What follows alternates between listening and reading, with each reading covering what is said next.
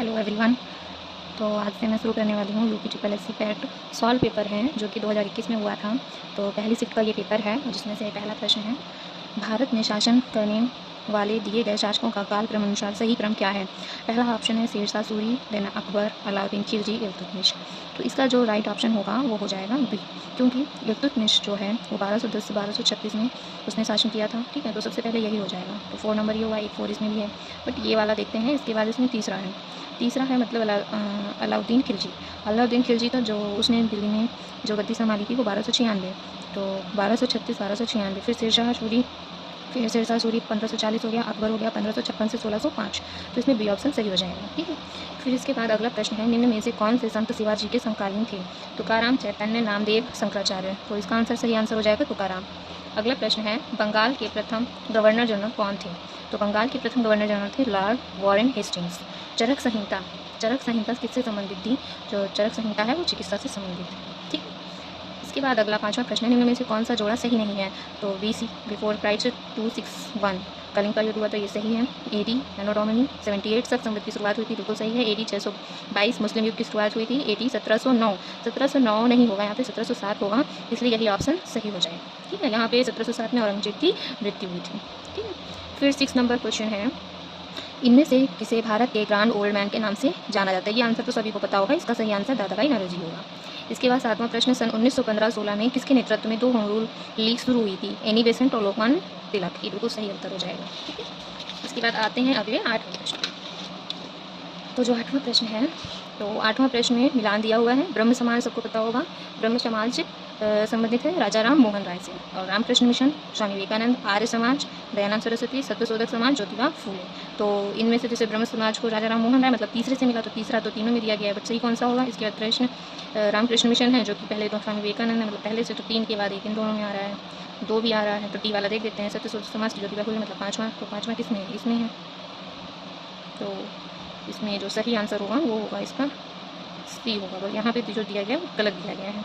ठीक है, सत्यशोधक समाज जो है वो ज्योतिबा फूले से संबंधित है, मतलब डी नंबर में 5 आना चाहिए, तो डी में 5 यहाँ पर है। ठीक है, तो 3 1 2 5 ये सही हो जाएगा। इसके बाद आते हैं 9 नंबर पे। 9 नंबर में लिखा हुआ है, करो या मरो का नारा किसने दिया। तो किसने दिया था, महात्मा गांधी ने दिया था। इसके बाद आते हैं 10 नंबर प्रश्न में, जब सुभाष चंद्र बोस ने भारतीय राष्ट्रीय कांग्रेस के अध्यक्ष पद से इस्तीफा दिया था तो इस पद का प्रस्ताव किसे दिया गया था। तो डॉक्टर राजेंद्र प्रसाद को दिया गया था। ठीक है, चलिए अब बढ़ते हैं अगले प्रश्न की ओर। प्रश्न नंबर 11, सलाल पर बिजली परियोजना किस नदी पर स्थित है। तो ये चिनाब नदी पर स्थित है। चिनाब नदी कहाँ, जम्मू कश्मीर। वसंत विषुव होता है, तो वसंत विषुव कब होता है, 21 मार्च को होता है। ठीक है, और शरद विषुव जो होता है वो 23 सितंबर को होता है। तो इसका राइट आंसर 21 मार्च हो जाएगा, तो वसंत विषुव है। और अगर शरद विषुव पूछा जाएगा तो आंसर 23 सितंबर हो जाएगा। 13 नंबर प्रश्न लिखा हुआ है कि राजस्थान में खेतड़ी परियोजना किसके उत्पादन के लिए प्रसिद्ध है। तो खेतड़ी तांबा के लिए। काजीरंगा राष्ट्रीय उद्यान असम में है, बी ऑप्शन।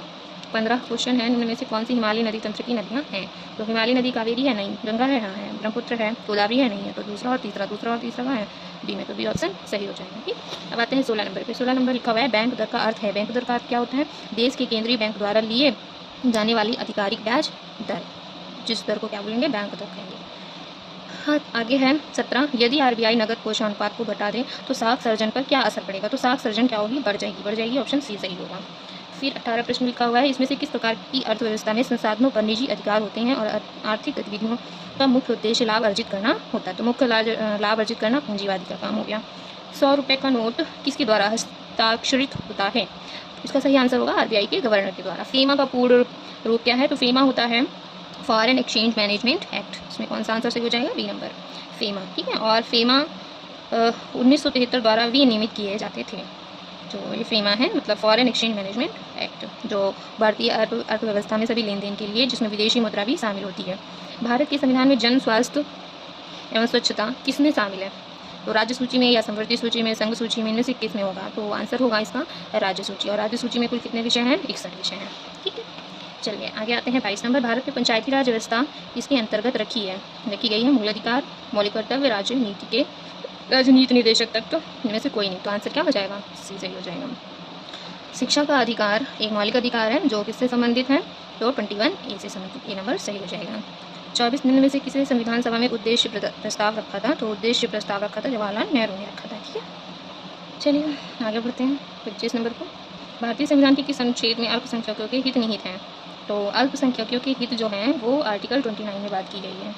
29 देखिए, इसमें आगे बता देते हैं कि अनुच्छेद 29(1) के अनुसार किसी भी समुदाय के लोग जो भारत के किसी राज्य में रहते हैं या कोई क्षेत्र जिसकी अपनी आंचलिक भाषा है, लिपि या संस्कृति हो, उस क्षेत्र को संरक्षित करने का उन्हें पूरा अधिकार होगा। ये प्रावधान जन प्रतिनिधित्व कानून 1957 के तहत है।